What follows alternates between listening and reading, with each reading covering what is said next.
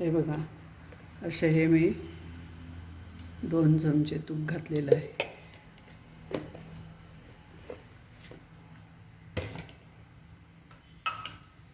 त्यामध्ये जिरे घालूया.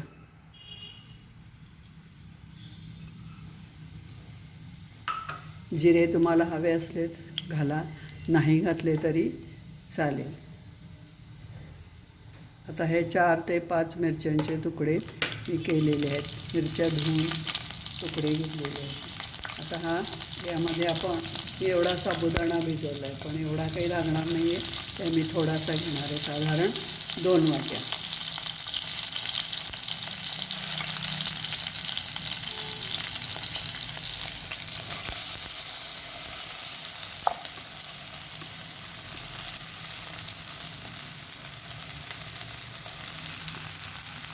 त्याच्यामध्ये आता कूट घालूया.